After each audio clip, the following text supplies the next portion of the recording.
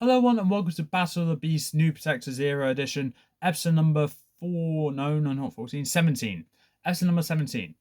I'm Adam, and this is the second and final battle of the first part of the semi-finals. So, in front of me, I have two beasts which are going to be fighting out for the last spot in the final three, as well as the third beast, as well as another beast here, which actually skipped this round because there's only 5 beasts. So this beast has already made it straight into the final three, and will be fighting either the winner of this battle or the winner of the last battle to make it into the grand final. So let's introduce the beast which is skipping this battle and will be going straight to the final three. This beast has a bit of a track record to kind of overkill his opponents, and definitely overkilled Leptika in round 1 and let Petrock kill himself in round 2. Yes, and being the only male left standing, well, the only male left in this battle, in this episode that I haven't talked about this round, yeah, it's kind of obvious who it is. It's, of course, Series 29's representative, Draka the Winged Serpent. So Draka's now in the top 3 and will be fighting either the winner of this battle or the winner of the last battle for the spot in the grand final. And then if Draka beats that first beast, we need to go against the next beast in the grand final. So with that, we have 2 beasts that's already through to the grand final. I'm not going to reveal the other one because just in case you haven't seen the last battle, I'm not going to spoil it. But I do suggest you do, so you actually know who the final 3 are. So with that, let's introduce the beasts that are fighting in today's battle. Representing Series 30, the Shapeshifters. This beast has killed Velacro and Zenara so far this tournament, and is looking to gain another victim to her collection. I'm of course talking about Selkara, Monster of the Depths, versus her opponent, representative of Series 31, Guardians of Tangala, one of two beasts that made it into the semi-finals. This beast had the distinct honor of killing Garrox the Coral Giant and then Calderon the Iron Bear so far this tournament, and is looking to gain more blood. This beast is, of course, Lupix the Ice Wolf. So with these two beasts going against each other, I kind of indifferent to it. I do enjoy both of these beasts, and to see both of them going against each other, it's kind of fun to see. I have no idea who's going to win. But with that, let's quickly get to the stats. Selkara, Monster of the Depths. Selkara's abilities are Enhanced Strength, Enhanced Speed in Water, and Natural Weaponry. Lupix the Ice Wolf. Lupix's abilities are Natural Weaponry, Freeze Breath, Water, Absorption of Water, Enhanced Strength, Enhanced Durability. She will gain more strength with the more water she absorbs and gets bigger with, and more durability as well. Enhanced Agility. She will lose agility when she absorbs more water and gets bigger. She brings a snowstorm wherever she goes. Enhanced Hearing and Smell, and an immunity to the cold. Okay, so with the stats done for these beasts, there's quite a lot of abilities here. Not a lot of abilities here. There's a bit of a difference, but obviously with Selkara making it here, she doesn't need that many abilities to prove how much of a threat she is. So with this battle, I'm thinking, should I do it? Should I do it? Let's do it. The clock arena from the Hunger Games Catching Fire. Let's bring it back. So with that, we're going to go to the clock arena for the Hunger Games Catching Fire. And with that, let's get into this. As the chamber doors open, Lupix immediately bounds out to the center of the arena, howling into the arena, causing everyone to start cheering Lupix's name. As Selkara enters through the underwater chamber, she bursts through breaks the surface, and instantly has her eyes set on Lupix. Lupix sees Selkara. As they lock eyes with each other, they both wait to see who's going to be brave enough to make the first move. And it was Selkara this time. Selkara immediately dives underneath the water, and bursts out through the opposite side of the island and jumps out and ready to pin Lupix. Lupix heard that and goes to slash her claws right at Selkara's chest. Selkara takes the pain, but with gravity, still falls into Lupix as they both roll over along the center island. Selkara uses all of her strength and just punches away at Lupix, chipping away at the ice. But Lupix is just scratching at Selkara, biting, causing as much pain as she can on top of Selkara. But then again, Selkara's doing the same thing, so it's fine. Eventually, Selkara, after how long they've been fighting, this will give you the impression, Selkara starts losing the ability to breathe because water beast. So eventually Selkara breaks away from Lupix and gets back into the water as Lupix follows. Realizing that Selkara's gotten away, Lupix inspects himself and realizes that she is quite badly chipped. So she sticks her paw into the water, absorbs a good amount of water to rebuild the parts of her which are chipped, and also get it a little bit tougher. As Selkara sees that, she realizes she can't break the islands. She can't break the islands, otherwise Lupix will absorb all the water and then immediately win the battle. So, being as careful as she can, Selkara doesn't break the center island and instead breaks the surface of the water to charge at Lupix again, using all the strength that she has to just batter Lupix in. As Selkara jumps on top of Lupix's back, Selkara digs two claws into Lupix's side as Lupix is just thrashing around trying to get Selkara off. Selkara is using her top set of arms and starts battering away at the ice, chipping away at it, breaking off parts of Lupix and just stabbing that into Lupix to just, cause more damage. Lupix is trying to get Selkara off of her, but it doesn't seem to be working. Lupix then charges up down a spoke, aiming for a wall of the arena before turning her entire back and slamming Selkara into the wall of the arena.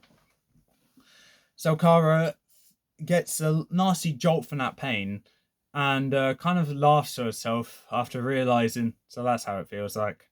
I've done that a lot in my previous tournament and that's how it feels. Selkara's finally getting calmer. So Lupix then charges along the spoke back to the center island down another spoke with Selkara still on her, by the way, before turning around and slamming her back, Selkara, into the wall of the arena, lunging forward and then lunging back, continuing to slam Selkara into the wall of the arena. Eventually, Selkara lets go of Lupix and, staying on the spoke, grabs onto Lupix's hind legs before dragging Lupix back to her, and using her upper arms and just beats away at Lupix. Lupix sticks her paw into the water to absorb more, to kind of break away from Selkara's grip, but also to replace any chipping damage which Selkara has already inflicted.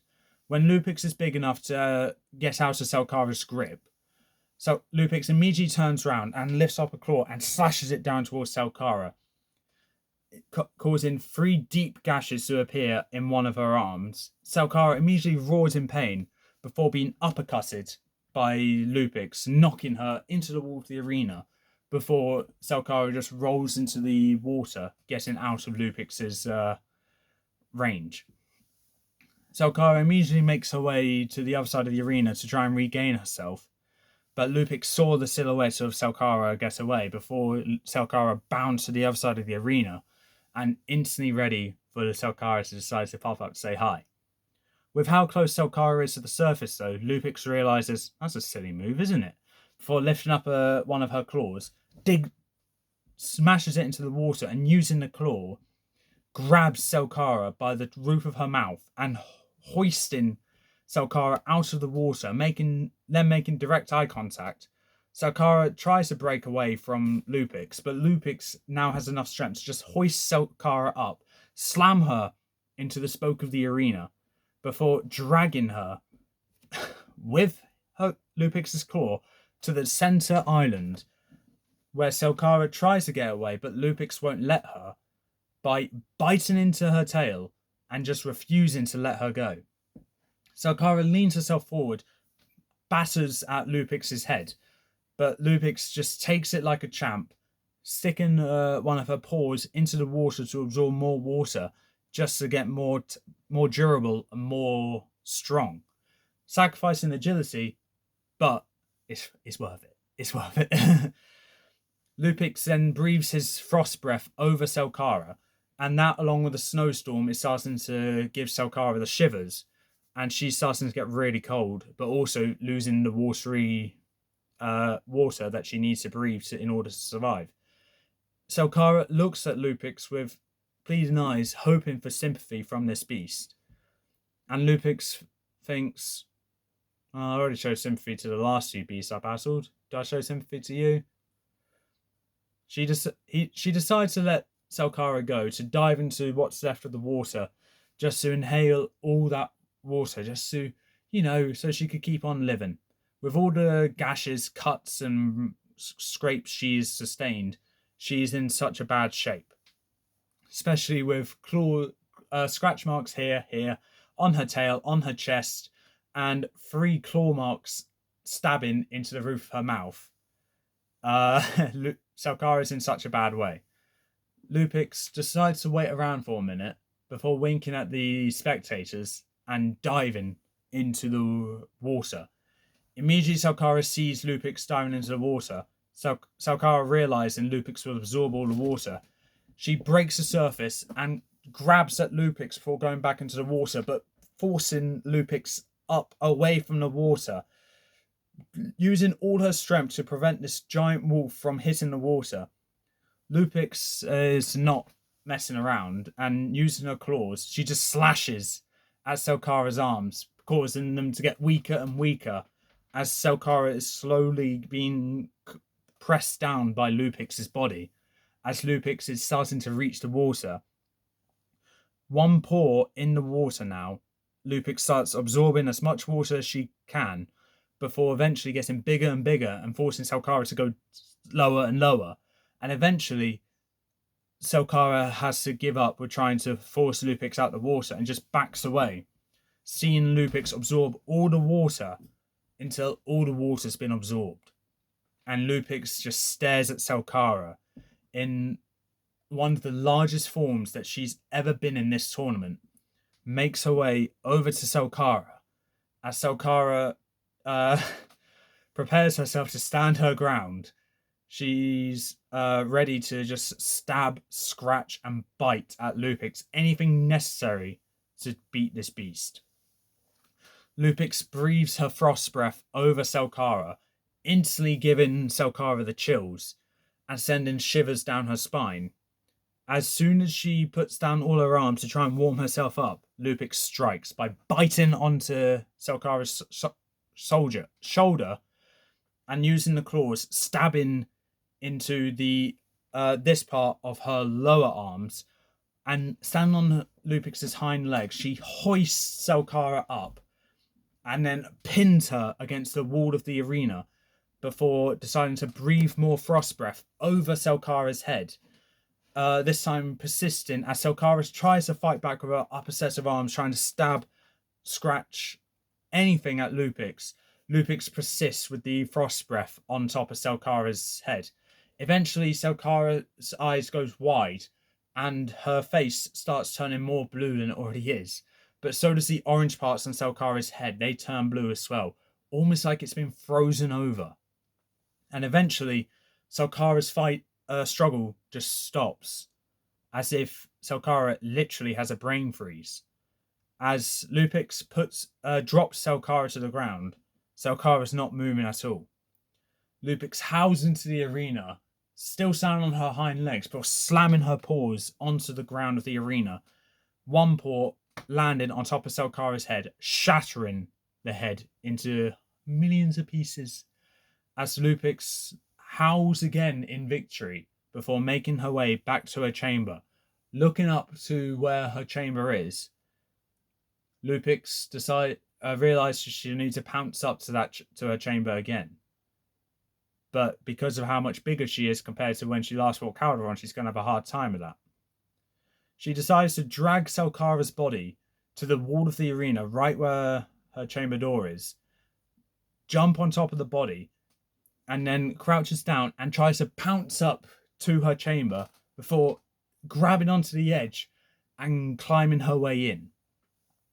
And with that, the chamber doors close, and the last thing you see are Lupix's glowing blue eyes. And with that, Lupix has won, Selkara's lost. If you think Selkara should have won, please leave in the comments below what you think about how my worst final and Lupix going on to the final, well, the final three. So with this matchup, I do think it was kind of obvious that Lupix was going to win because ultimately it was a case of water beast versus a beast that absorbs water to get stronger. And yeah, Selkara had a chance, but when Lupix comes in contact with that water, Selkara is screwed. And that's exactly what happened. I mean, I dragged it out for as long as I can, but I went to this battle knowing that Lupix was going to win. So, unfortunately for Selkara, that's the way the cookie crumbles. Well, that's the way the mermaid dies, actually. But bad joke. But with that, yeah, Lupix is now in the final three, alongside Draka and the other beast that's made it into the final three. So, with the final three now revealed, I'm not going to hold up the other beast. Who do you think's going to win? Well, only time will tell, but Draka is going against either Lupix or the other beast that's in the final three. Was either Lupix or that other beast will go straight through to the grand final. But now there are three. We're now one step closer to finding out who will win, and quite frankly, I still believe it's anyone's game. All these three remaining beasts have just as good as a chance as each other to win, and they all have impressive achievements, really. So with that, that's all for this time. If you like what you saw, leave a like, leave a comment, don't forget to subscribe, press that little notification bell down in the corner below, and I'll see you next time.